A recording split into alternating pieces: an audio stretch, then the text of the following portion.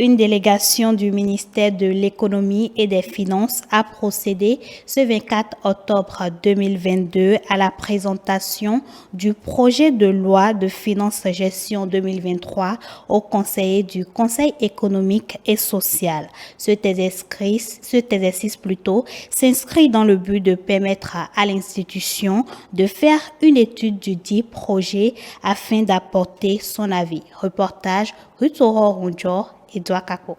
Conformément aux dispositions de l'article 139 de la loi numéro 90-32 du 11 décembre 1990 portant Constitution de la République du Bénin, le Conseil économique et social donne son avis sur les projets de loi, d'ordonnance ou de décret, ainsi que sur les propositions de loi qui lui sont soumises.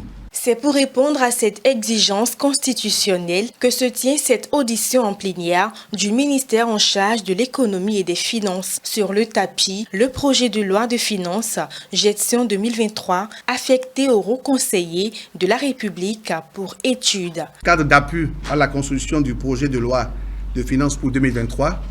Le deuxième point, c'est le rappel du contexte général, le scénario macroéconomique de référence pour la gestion 2023.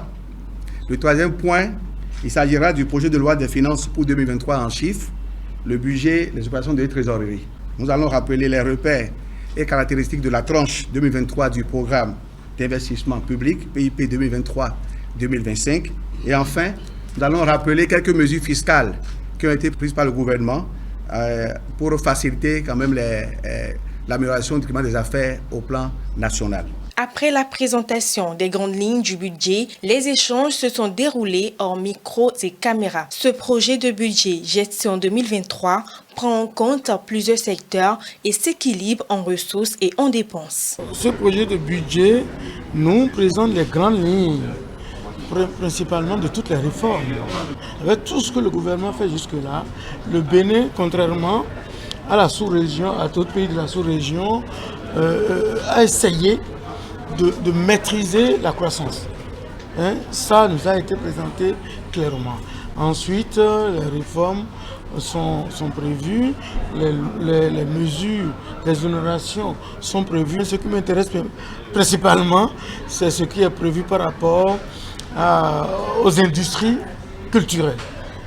Il y a une mesure qui est prévue au niveau des industries culturelles. Ils sont allés dans les détails.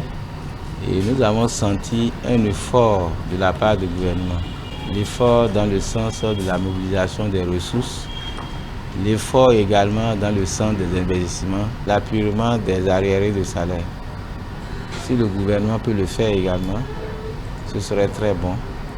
Et la revalorisation aussi des pensions de retraite. Voilà. Donc ça rentre dans le cadre social également.